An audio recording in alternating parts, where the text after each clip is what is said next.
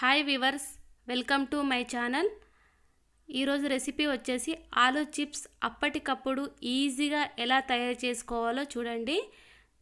ఇక్కడ నేను కొత్త ఆలుగడ్డల్ని తీసుకున్నాను. కొత్త ఆలుగడ్డలు అంటే పైన కొంచెము పొట్టు లేసినట్టుగా ఉంటుంది. సో ఈ ఆలుగడ్డల్ని తీసుకొని కడిగి పెట్టుకున్నాను.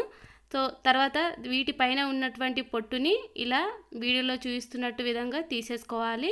ఇలా మనం ఎన్ని ఆలుగడ్డలు తీసుకుంటే అన్ని ఆలుగడ్డల పొట్టుని తీసేసుకొని ఒక హాఫ్ స్పూన్ సాల్ట్ తీసుకొని అందులో ఆలుగడ్డలు మునిగే విధంగా మనము వాటర్ని తీసుకొని వీటిని అందులో పెట్టుకోవాలి. సో ఇలా మొత్తం ఆలుగడ్డలు పైన పొట్టుని తీసేంతలోపు అందులో ఉంచేసి తర్వాత మనం ఒక క్లాత్ని తీసుకొని ఈ ఆలుగడ్డలకి తడి లేకుండా మంచిగా తుడుచుకోవాలి. ఇలా వీడియోలో చూపిస్తున్నట్టు విధంగా తుడిచేసుకోవాలి.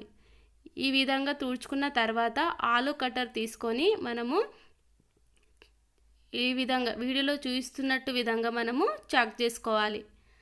సో ఇలా ఎన్ని ఆలుగడ్డలు తీసుకుంటే అన్ని ఆలుగడ్డల్ని చాక్ చేసుకున్న తర్వాత చూడండి కింద మనకి చిప్స్ ఏ విధంగా వచ్చాయో వీటిని ఒక్కొక్కటిగా దూరంగా వేసేసుకోవాలి. సో ఇలా వేసుకున్న తర్వాత వేరొక టవల్ని తీసుకొని లేదా ఏదైనా క్లాత్ని తీసుకొని పైన ఇలా నేను వీడియోలో చూపిస్తున్నట్టు విధంగా తుడుచుకోవాలి. సో ఇలా తుడుచుకోవడం వల్ల వాటిలో ఉన్నటువంటి తడి అంతా పోతుంది, డ్రైగా చిప్స్ రెడీ అవుతాయి. సో చివరగా ఈ వీడియో మీకు నచ్చినట్లయితే లైక్ చేయండి, సబ్స్క్రైబ్ చేయండి. సో ఈ మరిన్ని వీడియోస్ మీకు నోటిఫికేషన్గా రావాలంటే బెల్ ఐకాన్ని క్లిక్ చేయండి.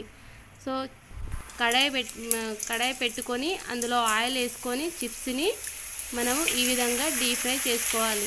సో ఇక్కడ మనము ఇదంతా మీడియం ఫ్లేమ్లోనే చేయాలి. సో మీడియం ఫ్లేమ్లో చేస్తేనే మనకి చిప్స్ అనేవి క్రిస్పీగా వస్తాయి.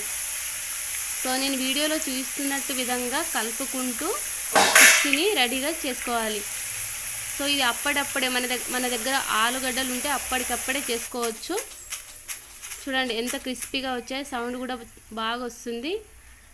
సో ఈ విధంగా రెడీ చేసుకున్న ఆలు చిప్స్కి మనం సాల్ట్ కానీ లేదా ఎల్లిగడ్డ కారం వేసి సర్వ్ చేసుకోవాలి. చూడండి.